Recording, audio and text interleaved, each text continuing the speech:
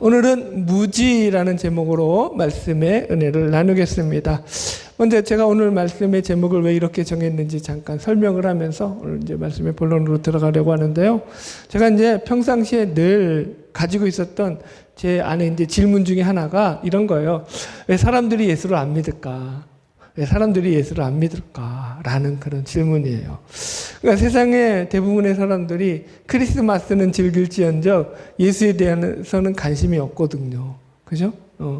그래서 이 성경의 메시지를 보면은요, 이게 메시지가 어려운 것도 아니에요. 매우 분명해요. 그죠? 아주 명확하고 분명하죠. 너희들이 죄인이라서 예수 그리스도를 믿어야지만 예수 그리스도를 믿는 믿음 가운데서 예수님이 너의 죄와 모든 죄와 허물을 해결해 주시고 대속해서 죽어주셨기 때문에 그것으로 말미암아 너희들이 예수를 믿을 때 영생을 얻고 구원에 이르게 된다. 이거거든요. 그죠? 그래서 그 증거로서 예수님이 부활하셔서 부활의 주가 되셨음을 성경은 우리에게 증거하고 있어요. 어렵지 않죠. 근데 사람들은 예수의 죽음도 관심이 없고 예수의 부활도 관심이 없고 그죠? 믿으려고 안 해요. 여러분들도 이제 전도해 보시면 아시겠지만은 날이 갈수록 그죠? 전도하는 게 더 어렵죠. 예수를 믿으려고 안 한다라는 거예요, 여러분들. 그래서 제가 목사가 돼서도 늘 제가 생각 속에서 가졌던 그 질문이기도 해요. 이런 생각들은요. 그래서 왜 사람들이 저렇게 예수를 안 믿을까? 예수를 잘 믿으면 저도 좋고 여러분도 좋고 그죠? 같이 영생 복락을 누리자는 것인데 이 좋은 복음을 왜 사람들이 안 받아들일까? 이게 안 받아들이는 정도가 아니라 아예 무관심하죠. 무지하고 무시하고 그런 사람들이 되게 많아요. 그래서 이제 오늘은 그 질문에 대한 답을 추적해가는 그런 시간으로서 오늘 말씀의 제목을 무지라고 정했거든요. 그래서 제가 결론부터 말씀드리자면 왜 안 믿느냐? 결론은 뭐냐면은 무지로 비롯된 불신앙이다라는 거예요. 무지에서 비롯되는 거예요. 이게 다. 무지라는 거예요. 오늘 본문에서도 고스란히 그 답이 제시되어 있는데 베드로의 설교 가운데서 베드로가 이제 그들에게 복음을 전할 때 설교를 할 때 했던 메시지 중에 가장 또 중요한 메시지가 뭐냐면 오늘 본문 3장 17절 메시지예요. 그들을 뭐라고 말하는지 같이 읽어볼까요? 시작. 형제들아 너희가 알지 못하여서 그리하였으며 너희 간원들도 그리한 줄로 아노라. 그러니까 지금 베드로는 그의 설교를 통해서 저들의 이 믿음에 대한 신앙에 대한 무지, 저들이 왜 예수를 십자가에 못 박아 죽였는지에 대한 이 이야기를 할 때 너희들이 무지해서 그랬다, 알지 못해서 그랬다라고 지금 설명하고 있는 거거든요. 이게 재밌는 것은 그런데 이 무지가 예를 들어서 지식의 부재, 교육의 부재로부터 생겨난 어떤 지식의 부족으로 말미암아 일어나는 그런 무지가 아니라는 거예요. 여러분들 지금 베드로는 청중들을 향해서 너희들이 못 배워가지고 공부를 안 해서 교육을 못 받아서 그래서 무지 몽매한 인간들이라서 예수를 십자가에 못 박아 죽인 거야 라고 이야기하고 있지 않아요. 자, 성경을 다시 보시면은 오히려 여기에 이 무지한 자들의 그 목록 가운데 너희 관원들도 그리한 줄 아니라 이렇게 말해요. 관원이 들어가 있어요. 이 관원이라는 말이 헬라어로 아르곤이라는 말이거든요. 아르콘, 예, 정확하게 하죠. 아르콘이라는 말인데 이게 왕, 직검자, 뭐 권력자, 뭐 해당장, 뭐 관리, 관원 이런 뜻으로 쓰여요. 그래서 이 아르콘의 이 어근이 되는 뜻이 뭐냐면은 다스리는 거예요. 통치하는 거. 권력을 갖는 거예요. 이해하시겠죠? 그렇다라는 것은 기본적으로 이 아르콘 관원이라는 것은 그냥 하급 관리가 아니라 우리말로 하면은 권력을 가진 그래서 성경에서 보면은요, 이 대표적으로 이 집권자를 가리킬 때, 나라를 다스리는 집권자라든가 또 해당의 장, 우두머리를 가리키는 해당 장을 가리킬 때 이 아르콘이라는 말을 썼어요. 대표적으로 산헤드린 공회 이제 공회원들 이런 자들이에요. 그죠? 산헤드린 공회의 공회원들은요, 그 시절 우리 시절로 말하면은 그러니까 그 당시 최고의 그 나라의 의결기관이고 집행기관이거든요. 우리는 지금 이제 사법, 입법, 행정이 상권이 분리되어 있잖아요. 그 시절에는 뭐 고대 사회니까 하나로 되어 있단 말이에요. 그래서 이걸 총괄하는 그 나라의 그죠? 사법기관이면서 입법기관이면서 행정기관이 바로 사내들인 공회였다는 거예요. 거기에 공회원이라는 건 그러므로 그 나라를 대표하는 최고의 권력 집단이자 엘리트들이라는 거예요. 그 나라의 최고 지도자들이죠. 공부를 안 했으면 그 자리에 갈 수 있어요, 없어요? 교육을 못 받으면 갈 수 있어요, 없어요? 좀 그렇긴 하다, 서럽긴 하다. 그런데 어쨌든 그런 거거든요. 그러니까 사실 가장 교육을 많이 받은 그런 부류에 속한 자들이 관원이거든요. 그런데 그들이 예수를 십자가에 못 박아 죽였다라고 지금 베드로가 설교하는 거예요. 그러므로 우리는 이 무지를 그냥 단순히 섣불리 이 교육을 못 받아서 지식의 부족으로부터 생겨나 무지다라고 이야기할 수 없는 거죠. 여러분, 세상은요, 지금도요, 지식으로 넘쳐나고 있잖아요. 지식의 홍수 시대죠. 정보의 바다 시대예요. 사람들은요, 싫어하는 말 중에 하나가 뭐냐면은 무식하다라는 거예요. 우리들도 가끔 친한 사이 가운데서는 그러잖아요. 이 무식한 것. 제가 애들 혼낼 때도 가끔 그러는데 반성하고 있어요. 근데 그 말이 결코 좋은 말이 아니죠. 상대를 좀 깎아내리는 표현이잖아요. 무식하다라는 거. 그 말에 그래서 사람들은 별로 그게 좋게 못 듣거든요. 우리나라 사람들만큼 교육에 진심인 사람이 없어요. 그죠? 교육. 그러니까 우리는 좀 못 사는 건 참을 수 있는데 못 배운 거는 못 참는 민족인 것 같아. 그러니까 어떻게든지 부모들은 좀 못 살더라도 자식들 교육시키려고 여러분들 그렇게 애를 쓰는 거죠. 더우시면은 에어컨을 좀 올려주시고, 이거 부채질하지 마시고 에어컨 올려달라고 하세요. 이거 왜 좋은 에어컨 다 밑으고 온도란다고 바람 세기를 좀 올려주세요. 좀 더 세게 바람 세기를 바람 세기 됐습니다. 어디까지 했죠? 또 까먹었어. 교육의 진심인 나라, 그죠? 우리나라 문화의 사회 구조 중에 하나가 뭐냐면 그래서 학연이죠, 학연. 같은 학교 출신을 갖다가 어느 공동체에 들어가든지 그 같은 학교 출신이면 뭐예요? 서로 끌어주고 밀어주고 땡겨주고 받들어주고. 여러분 우리 목회 현장에는 없을 것 같아요? 우리도 이게 엄청 심해요. 파벌이 엄청 심해요. 학교에 그거 가지고 서로를 갖다가 엄청 저거 한다니까. 그러니까 이게 여러분 우리가 살아가는 세상의 하나의 기본적인 문화의 틀이라는 거죠. 보세요. 지금도 세상은요, 새로운 어떤 지식으로 말미암은 발명품들로 넘쳐나고 있어요. 문명의 이기는 말할 수 없이 이게 발전하고 있죠. 정신적인 영역도 마찬가지거든요. 예를 들어가지고 이제 요즘은 TV에서도 뭐 가정의 어떤 불화라든가 어떤 문제들을 가지고, 그죠? 여러 상담학 교수라든가 정신의학과 교수들이 나와서 상담을 하고 해결해 주는 그런 프로들이 엄청 많아요. 그죠? 그러면 자 보세요. 그들은요, 그러니까 어떤 심리학적인 어떤 상담학적인 그런 어떤 정신의학적인 그런 지식을 가지고 인간의 문제에 대해서 아주 도통한 거죠. 그래서 거의 다 뭐 솔루션을 해결해 주고 문제들을 해결해 주는 경우가 많은데, 자, 그러면 그렇다고 해가지고 가정의 불화가 없어지나요? 가정의 문제들이 해결되는 거 봤어요? 아니에요.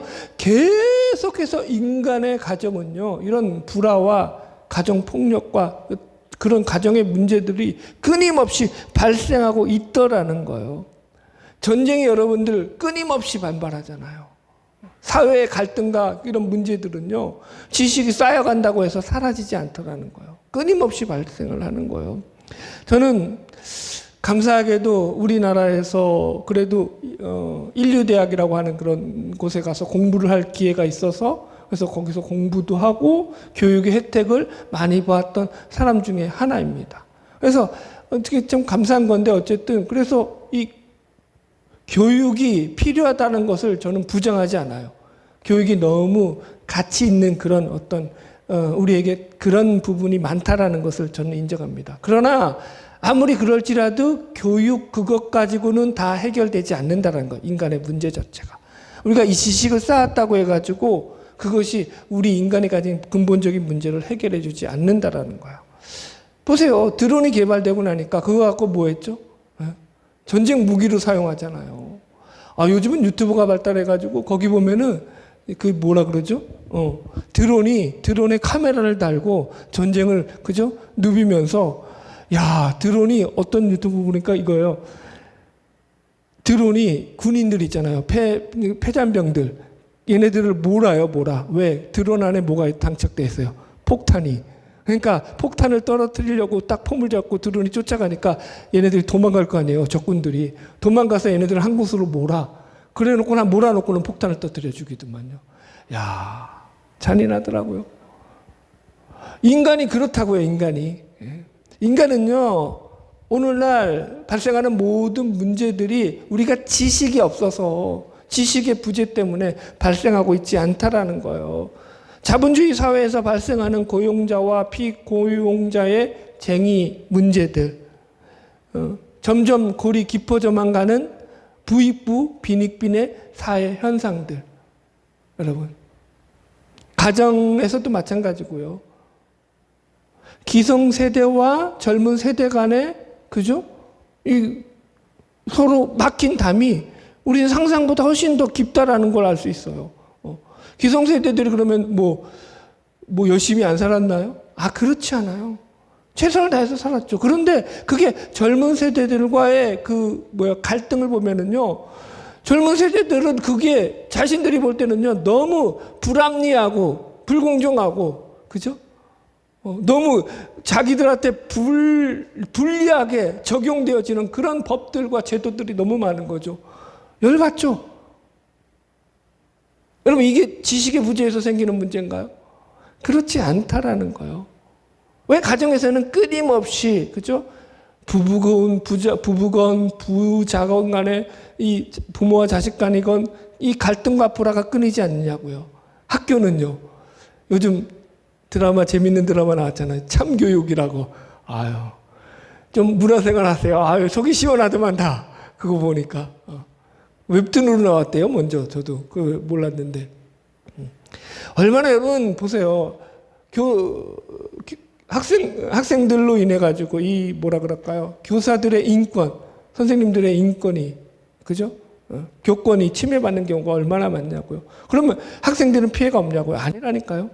학생들도요, 그 안에서 집단 따돌림을 당하고 그 안에서 좀 힘 있는 놈이 그죠? 힘 없는 애들을 괴롭히는 그런 일들이 비일비재하다고요. 왜 그러냐는 거죠. 왜 인간은 이렇게 끊임없이 어떤 갈등과 분열과 싸움과 그죠? 다툼과 이런 문제들이 끊임없이 지식은 점점 더 고도로 발달해가고 있는데도 불구하고 발생하느냐라는 거예요. 그러니까 이건 지식만으로 해결할 수 있다 없다. 없다. 제가 이 얘기를 하는 거예요. 그래서 우리 인류의 가장 시급한 문제는요, 사실은 교육의 부재로부터 발생하는 것이 아니라 정확하게 말하자면은 진리에 대한 부재, 진리에 대한 무지로부터 발생하는 것이다 라고 말하는 게 정확한 진단일 것입니다. 성경은 일관되게 세상의 주된 문제들이 바로 이 진리에 대한 무지로부터 발생한다 라고 이야기하거든요. 지금 제가 앞에서 이야기했던 이 모든 사회 문제들도 마찬가지고요. 그게 이 진리에 대한 무지를 지금 증명하고 있는 거죠. 진리에 무지하기 때문에 해결되지 않는 거죠. 기본적으로. 그래서 이제 모르겠어요. 이 무지 시리즈를 몇 번 할지도 모르겠어요. 근데 첫 번째로 오늘은 회개에 대한 무지를 이야기하려고 해요. 하나님에 대한 무지, 죄에 대한 무지, 죽음에 대한 무지, 무지들이 되게 많죠. 자유에 대한 무지들, 성경이 말하고 있는 것에 대해서 우리는 사실 무지하죠. 그래서 허영의 시장에서도 사람들이 자기 시장에서는 모든 게 다 판다고 그랬는데 크리스찬과 믿음이 우리는 진리를 찾고 있습니다. 진리를 원합니다. 그러니까 뒤집어지는 거죠. 진리는 없거든요. 그게 이제 오늘 우리가 이제 확인할 거예요. 오늘 첫 번째로 그래서 이 회개에 대한 무지를 잠깐 말씀을 나누려고 합니다. 사람들은 회개가 먼저라는 것을 몰라요. 그러니까 회개가 먼저라는 것에 무지합니다. 혹여 갑자기 왜 진리의 무지를 이야기하다가 세상의 무지를 이야기하다가 회개에 대한 무지를 말하느냐, 이게 도대체 무슨 연관성이 있느냐, 이렇게 물을 수 있어요. 제가 지금 제 설교의 핵심은 그거예요. 우리가 세상을 변화시키자라는 게 아니라는 거예요. 세상을 변화시키는 게 아니에요. 우리 자신이 변화되는 거거든요.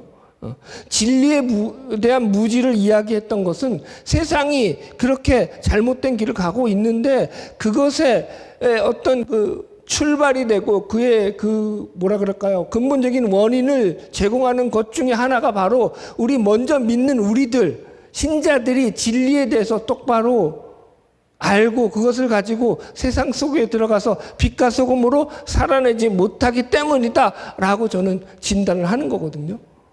그래서 먼저 우리가 우리 자신의 마음의 무지 상태를 점검해 봐야 되는 거예요. 우리의 무지가 얼마나 깊은지를 먼저 발견해야 되죠. 우리가 변화되지 않았는데 세상을 향해서 변화된다? 말이 안 되는 거죠. 그래서 오늘 먼저 이 이야기를 하려고 해요. 여러분, 회개는 언제나 복음의 첫머리에 등장을 합니다. 성경은 일관되게 예수를 믿어서 구원을 받고 하나님 나라의 유업을 상속받는 이 일이 먼저 회개로부터 비롯된다라고 증거하고 있습니다. 신약 성경을 보면은 신약 성경에서 첫 번째 설교자였던 세례 요한이 제일 먼저 외쳤던 복음의 메시지도 회개하라요. 회개하라. 그죠? 마가복음 1장 4절. 한번 찾아봅시다, 이거. 마가복음 1장. 여기 두 번 찾아야 되니까 여기. 마가복음 1장 가보세요. 1장 4절. 세례 요한이 뭐라고 외치나 보세요.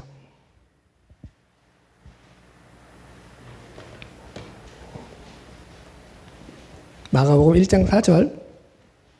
같이 읽어보겠습니다. 오늘 본문 접어놓고 나중에 다시 가야 되니까.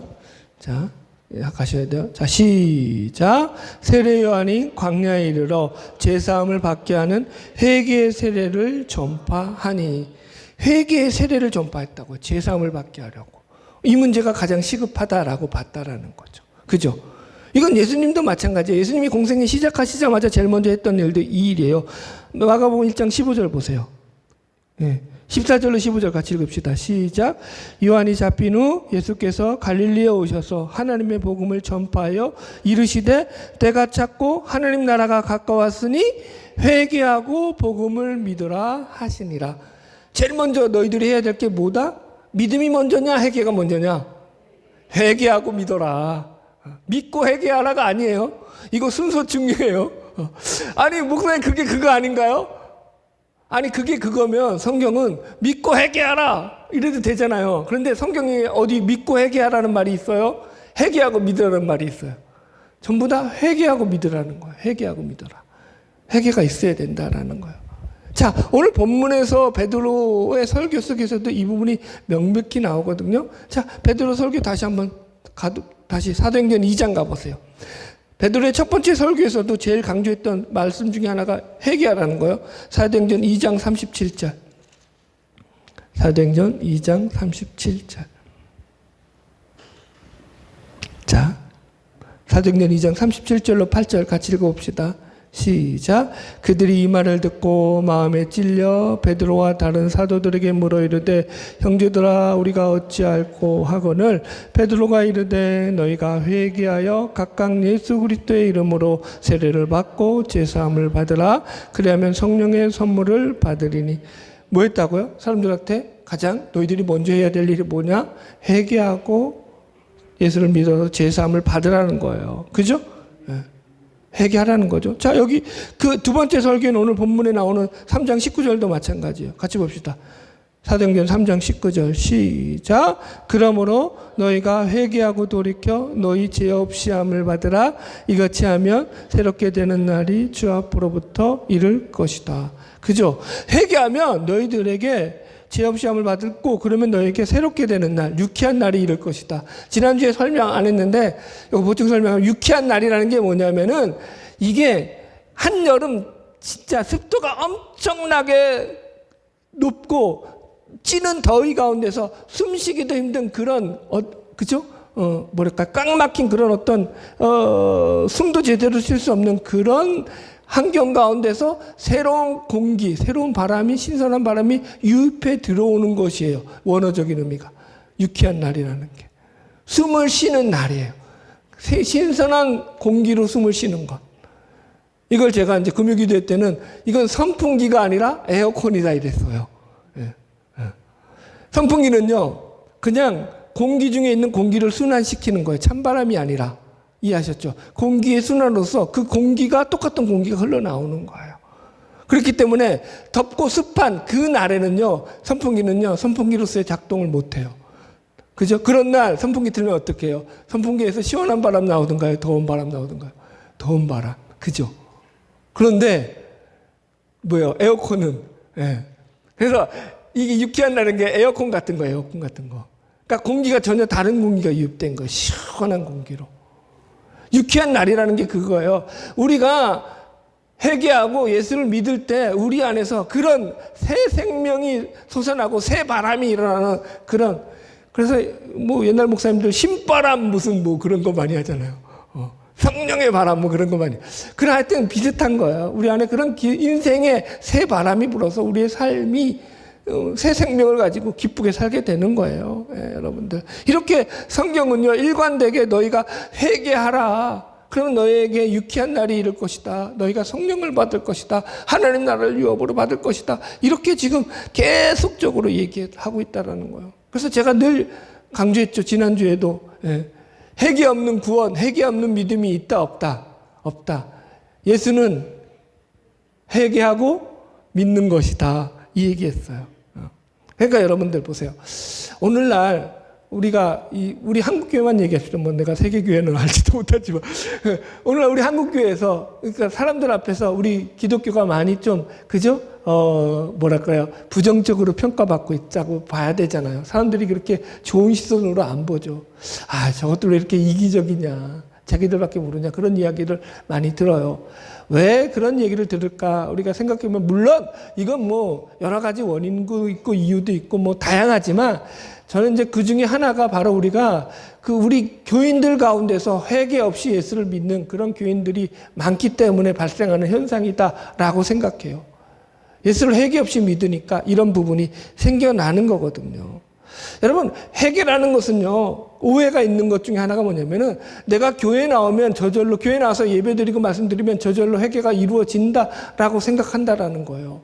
회개는 그렇게 이루어지지 않아요, 여러분들. 여러분, 복음을 받아들이는 데서 회개가 맨 처음에 우리의 신앙의 제일 첫 번째 본질로 삼아야 되는 그 이유가 뭐냐면은, 예수를 믿는 가장 본질적인 상태와 조건이 바로 회개로부터 시작되기 때문인 거예요.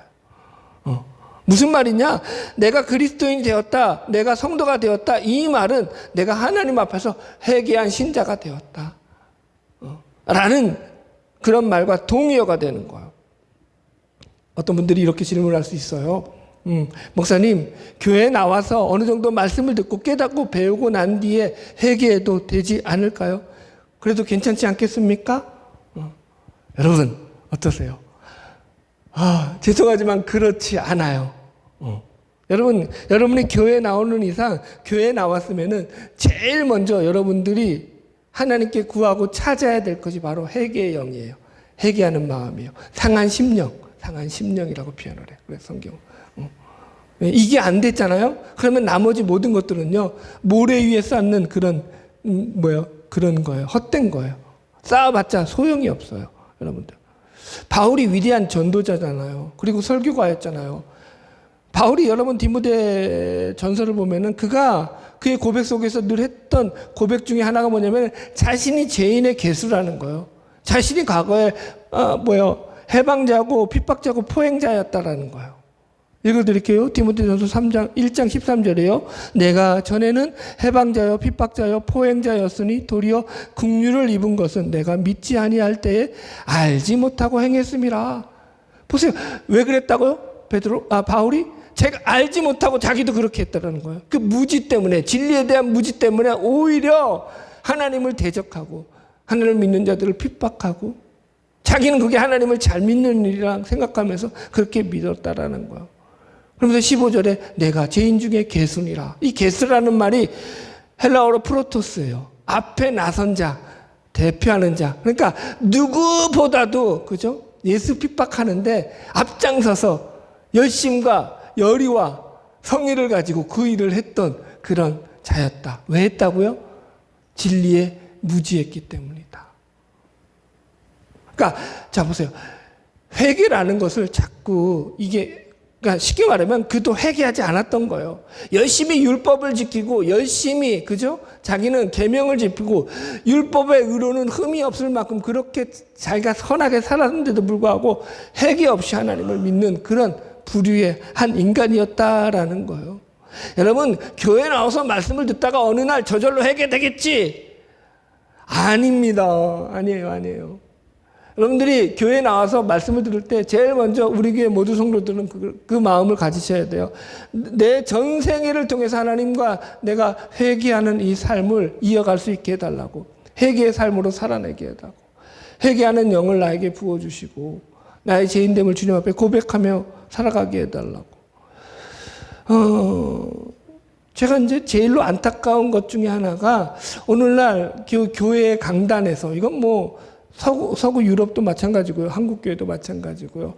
회개하라는 이 회개의 메시지가 설교 가운데서 점점 사라져가고 있다는 거예요. 회개 설교를 목사님들이 안 해요. 벌써 여러분들도 지난주에 한 번 하고 오늘 두 번째 하니까 이거 뭐 심상치 않아. 왜 회개하라는 설교를 안 할까요? 왜 안 할까요? 사람들이 듣기 싫어하니까. 회개하라는 말들에 대한 거부감이 있잖아요. 내가 뭘 잘못했는데, 내가 뭘 그렇게 죄인인데 이런 거죠. 예를 들어서 목사님 세상에 나가서 살기도 힘든데 그 빡빡하고 그 힘든 그 어려운 그 세상 속에서의 삶을 견뎌내고 참고 이제 잘 살아내서 교회에 왔으면 교회에서만큼이라도 목사님의 설교 가운데 우리에게 위로와 희망의 메시지를 주셔야 될 거 아닙니까? 그런데 회개하라가 도대체 무슨 말입니까? 이 눈치를 주는 거죠. 그럼 못하는 거예요. 여러분들 사실 그런 거예요.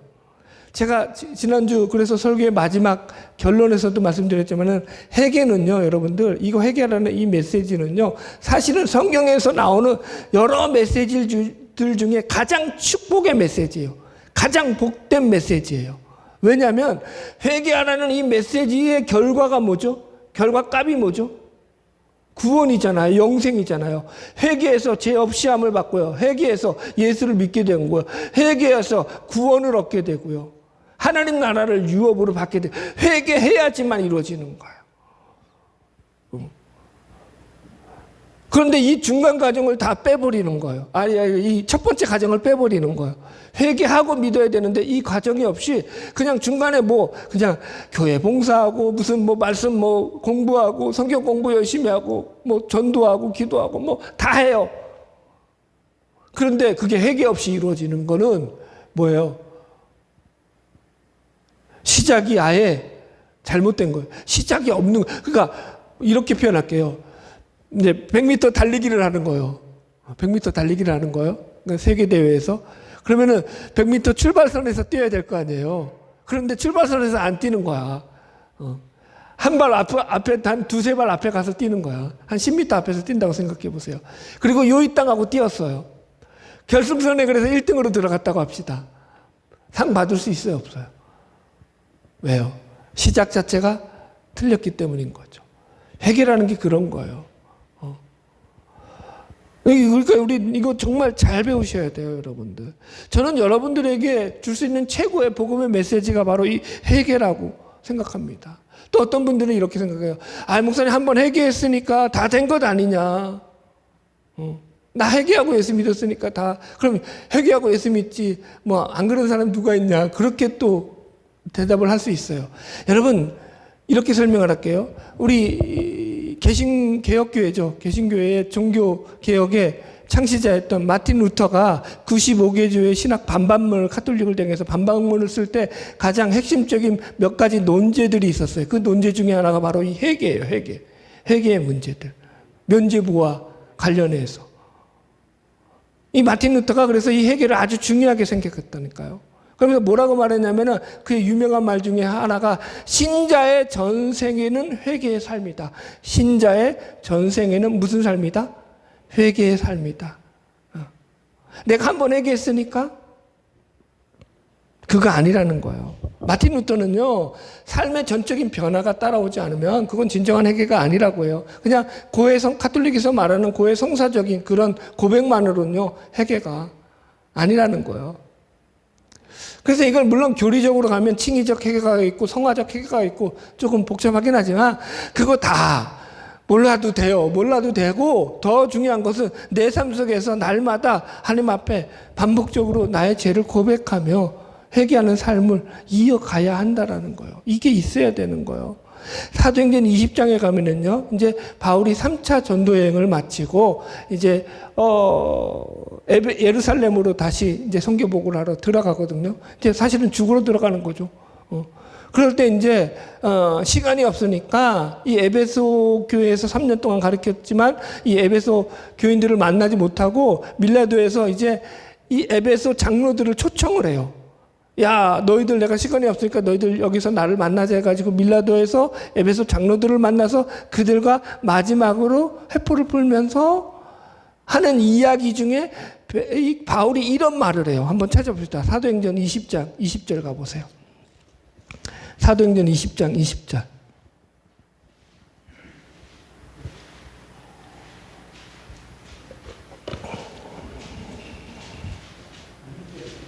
아이, 그냥 다 읽읍시다. 뭐 가진 게 시간인데 뭐.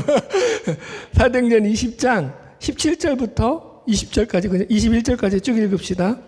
같이 읽을게요. 제가 읽을게요. 시작. 바울이 밀레도에서 사람을 에베소로 보내어 교회 장로들을 청하니 오매 그들에게 말하되 아시아에 들어온 첫날부터 지금까지 내가 항상 여러분 가운데서 어떻게 행하였는지와 를 여러분도 아는 바니 곧 모든 겸손과 눈물이며 유대인의 관계로 말미암아 당한 시험을 참고 주를 섬긴 것과 유익한 것은 무엇이든지 공중 앞에서와 각 집에서나 거리낌이 없이 여러분들에게 전하고 가르치고, 여기까지 그러니까 열심히 너희들에게 3년 동안 복음 전했다 이 얘기죠. 그러면서 21절에 그가 어떤 복음을 전했는지 복음에 전한 내용이 이렇게 나와요. 21절 시작. 유대인과 헬라인에게 하나님에 대한 회개와 우리 주 예수 그리스도에 대한 믿음을 증언한 것이라. 뭘 전했다고요? 3년 동안에? 회개와 믿음.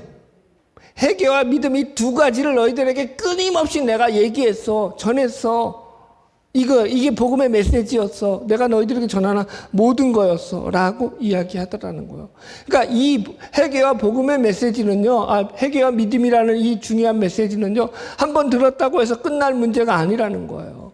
여러분들이 늘 말씀을 듣고 삶 속에서 그 말씀이 내 삶을 변화시키기를 놓고 여러분들 간절히 소망하며 나가야 되는 거죠.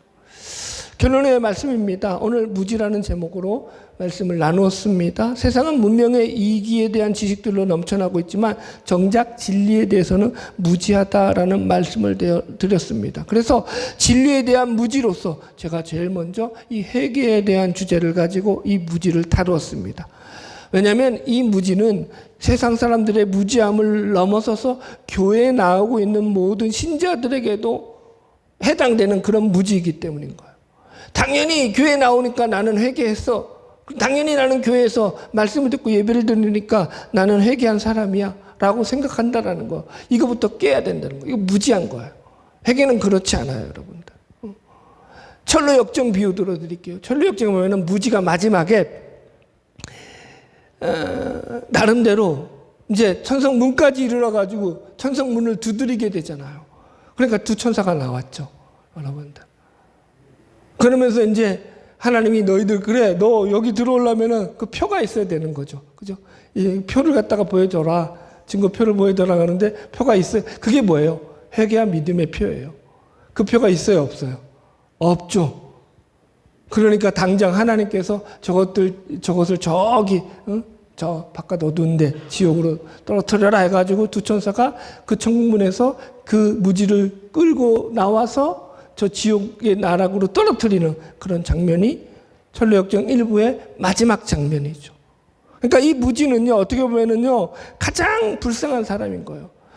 이 사람은 순례길을 안 간 사람이 아니에요. 순례길을 이 사람도 다 갔어요. 열심히 순례길을 갔어요. 그래서 천성문에까지 이르렀던 사람이에요. 자기 나름대로 순례길을 갔다고요. 그러면 이 사람이 못됐게 살았냐? 아니에요. 선한 마음을 가지고 선하게 살려고 무지 노력했던 사람이었다라고 그 철로역정에서 존본현은 표현하고 있어요. 그러나 천국문 앞에서 그는 지옥으로 떨어지고 말았다라는 거예요. 왜 그랬느냐? 본론은 그거죠.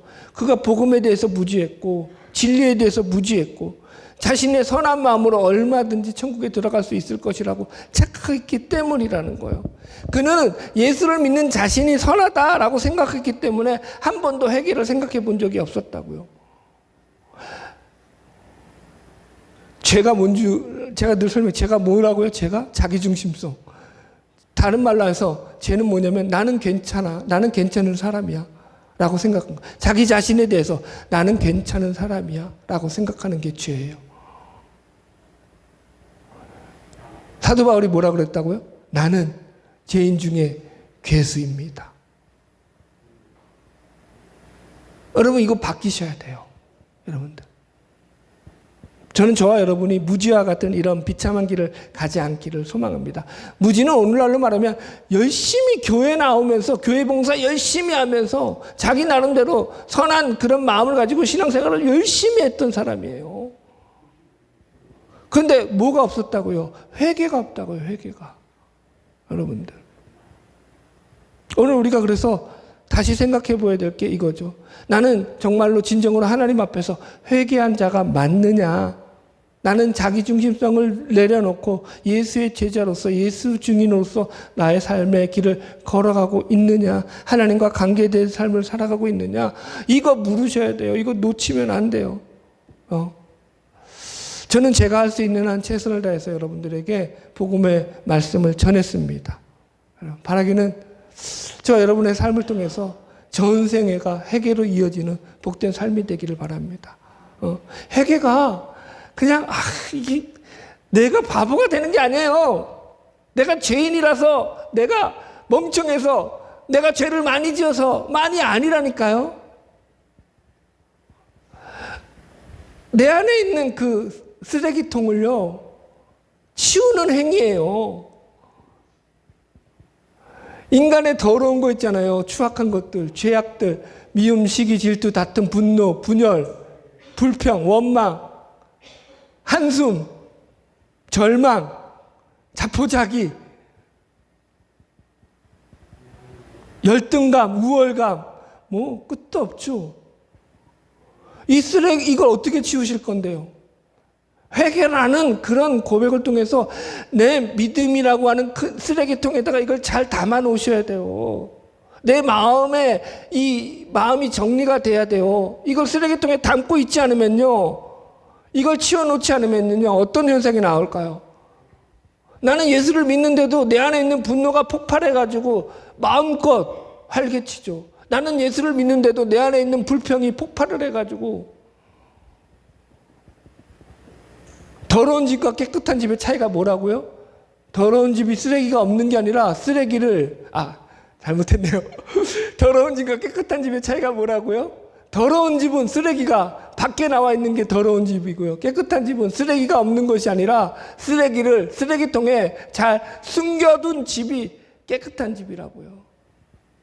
우리 마음을 청소하시기를 바랍니다. 이거 내 힘으로 정리돼요? 안 돼요? 안 돼요. 그래서 회개하라는 거예요. 그분 의지하라는 거예요. 늘 기도하셔야 되는 거예요. 내가 그래서 예수가 내 안에 있음을 고백할 때, 그래서 그분이 나의 마음을 정리해 줄 것을 우리가 믿고 회개함으로 고백할 때 거기 속에서 믿음이라고 하는 아주 멋들어진 그죠? 희망의 싹이 피어오르는 거예요. 생명의 싹이 피어오르는 거죠. 그래서 내 삶이 유쾌한 날로서 늘 신선한 공기 가운데서 새 희망을 가지고 이 질식각과 같은 세상 속에서도 믿음을 잃지 않고 살아내게 되는 거죠. 다르게는 저와 여러분이 이 은혜 가운데 살아가는 복된 주의 자녀들 되기를 주님의 이름으로 축복합니다. 찬양하겠습니다. 복음